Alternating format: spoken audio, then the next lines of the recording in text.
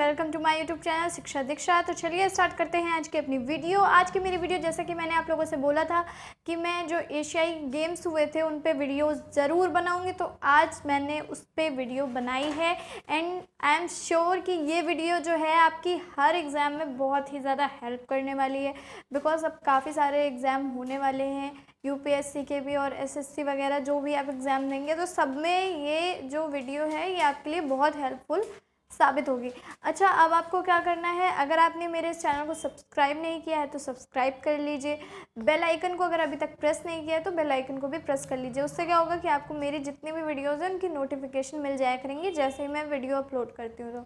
और उसके साथ साथ अगर आपने मुझे अभी तक फॉलो नहीं किया है इंस्टाग्राम पे या फेसबुक पे और ट्विटर पे, तो आप फॉलो कर सकते हैं, आपको लिंक डिस्क्रिप्शन में मिल जाएगा। चलिए स्टार्ट करते हैं आज की अपनी वीडियो। तो देख लेते हैं कि कैसा क्या है, कुछ जानते हैं इन एशियाई खेलों के बारे में। तो देखिए, ये जो खेल थे ये 18वें एशियाई खेल थे, यानी कि किस क्रम के, कभी क्वेश्चन में ये भी पूछा जा सकता है कि किस क्रम के एशियाई खेल हुए, तो ये 18वें क्रम के थे। अच्छा, चलिए आगे बात कर लेते हैं। 18 अगस्त से 2 सितंबर तक ये आपके एशियाई गेम्स चले हैं और हुए कहाँ हैं, जकार्ता और पालेमबांग में। तो ख़ास बात ये है कि ये पहले ऐसे एशियाई गेम्स हैं जो 2 जगह हुए हैं, एक साथ 2 जगह ये आयोजित हुए हैं, एक जकार्ता में, एक पालेमबांग में। तो अभी तक ऐसा नहीं हुआ था, लेकिन ये फर्स्ट टाइम हुआ है, तो ये चीज़ थोड़ी गौर करने वाली है। नेक्स्ट देखते हैं, शुभंकर पूछा जाता है, शुभंकर क्या थे, यानी मस्केट। तो जो मस्केट है इस बार के जो थे, देखिए पहला भिन जो कि है एक टाइप की बर्ड, यानी कि एक चिड़िया। नेक्स्ट है आटुंग जो कि एक डियर है, यानी कि एक हिरण है। और थर्ड है आपका काका जो कि एक गैंडा है, यानी कि एक राइनोसेरस है। अब देखिए, पहले मैं बता दूँ, ये जो शुभंकर बनाया जाता है ये ज़्यादातर ऐसे एनिमल्स को रखा जाता है जो रेड क्रॉस डेटा में आते हैं, यानी कि ऐसे एनिमल जिनको संरक्षण प्रदान है, या फिर ऐसे जो कि लुप्त प्राय जीव होते हैं उनको ऐसा रखा जाता है ताकि उनके लिए कुछ ना कुछ किया जा सके। तो ये तो खैर बात हो गई कि इस बार के शुभंकर क्या थे, आपको ये लर्न कर लेना है, बिकॉज शुभंकर भी पूछे जाते हैं, यानी कि इस बार के शुभंकर या मस्केट क्या थे, इस तरह से क्वेश्चन आते हैं। नेक्स्ट देख लेते हैं, 45 देशों के खिलाड़ियों ने 40 खेलों में भाग लिया। ये एक इम्पॉर्टेंट चीज़ है, यानी कि टोटल कितने देशों ने भाग लिया, 45 कंट्रीज़ ने भाग लिया था। और गेम्स, कितने गेम्स में पार्टिसिपेट किया है, 40 गेम्स में। चलिए अब आगे बात कर लेते हैं। उद्घाटन समारोह में उत्तर कोरिया व दक्षिण कोरिया का एक ध्वज तले भाग लिया। उत्तर कोरिया और दक्षिण कोरिया, आप जानते हैं आपस में इनकी कभी नहीं बनती, नॉर्थ कोरिया और साउथ कोरिया की, फिर भी क्योंकि गेम्स थे और कोरिया वैसे भी डिवाइड हो चुका है north Korea and south Korea में, लेकिन जब इन्होंने गेम्स में पार्टिसिपेट किया तो इनका जो फ्लैग था वो एक ही था। चलिए अब नेक्स्ट देख लेते हैं, उद्घाटन समारोह में भारत के ध्वजवाहक कौन थे। देखिए क्वेश्चन इस तरीके से आ सकता है।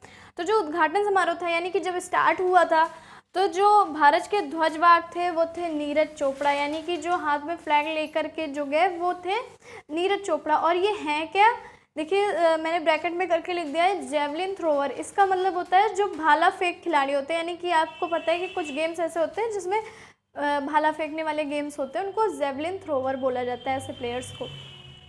तो उद्घाटन समारोह में ध्वजवाहक ये रहे मेल। और अब देख लेते हैं, एक फीमेल भी ध्वजवाहिका रही है, कौन, समापन समारोह में, यानी कि जब लास्ट हो रहा था तब भारत की ध्वजवाहिका रानी रामपाल, महिला हॉकी टीम की कैप्टन है ये, और ये रही थी ध्वजवाहिका समापन समारोह में, भारत की तरफ से इन्होंने मतलब ध्वज लिया। तो ये हो गए हमारे। अब नेक्स्ट हम देख लेते हैं और क्या क्या खास चीज़ हुई इन एशियन गेम्स में। देखिए लिखा है, भारत ने 36 खेलों में भागीदारी हेतु 572 एथलीट सहित 804 सदस्यीय दल भेजा था। तो यानी कि भारत ने कितने गेम्स में पार्टिसिपेट किया, यानी कितने प्लेयर्स थे, प्लेयर्स तो आपके जो एथलीट्स थे वो तो थे 572, लेकिन गेम्स में कितने पार्टिसिपेट किया, 36 खेलों में पार्टिसिपेट किया इंडिया ने, और हुए कितने थे, लगभग 40। अच्छा, अब देखिए टीम कितनी गई थी, 804 सदस्य। तो देखिए टीम में बहुत कुछ लोग होते हैं, जो ये एथलीट्स हैं यानी कि प्लेयर्स हैं ये होते हैं, कोचेज़ होते हैं, हर टीम के अपने कोचेज़ और भी लोग जो जाते हैं। तो ये कुल टीम गई थी 804 सदस्य और प्लेयर्स यानी कि एथलीट्स कितने गए थे, 572। नेक्स्ट देख लेते हैं, भारतीय दल के प्रमुख कौन थे, ब्रजभूषण शरण सिंह, ये थे भारतीय दल के प्रमुख। ये सारे ऐसे क्वेश्चन हैं जो आपके पीसीएस एग्ज़ाम तक में भी आ सकते हैं, तो आपको इनको भी तैयार करना है अच्छे से, बिकॉज पीसीएस के लिए आप लगभग 1 ईयर का तो कम से कम तैयार कर लीजिए, जितने भी करंट अफेयर्स है वो हो सके तो आप 2017 का भी अगर तैयार कर लेते हैं लगभग 6 मंथ्स का और ज़्यादा, तो ये और ही अच्छी बात है। तो यानी लगभग 1.5 साल का मैटर आप तैयार कर लीजिए, 1.5-2 साल का, तो इतना आपके पीसीएस के लिए सफिशिएंट है, बिकॉज पीसीएस में काफ़ी कुछ आएगा। काफ़ी लोगों ने पीसीएस का डाला होगा, वीडियो की भी काफ़ी लोग तैयारी कर रहे हैं, एंड काफ़ी लोगों ने मुझसे कमेंट में कहा था कि मैम हिंदी की वीडियोस समास संधि, तो बिल्कुल आपको समास और संधि की वीडियोस मिलेंगी, इसके साथ और भी चीज़ें जो कि आपके वीडियो एग्जाम में हिंदी के लिए इंपॉर्टेंट है वो वीडियोस भी मैं लाऊंगी। तो फिलहाल ये वीडियो मुझे लगा कि इम्पोर्टेंट है हर एग्ज़ाम के लिए, तो फिलहाल ये देखते हैं और जल्द से ही मैं आपके लिए हिंदी की वीडियोज़ भी लाऊंगी। तो देखिए लिखा है, भारतीय दल के प्रमुख कौन थे, ब्रजभूषण शरण सिंह।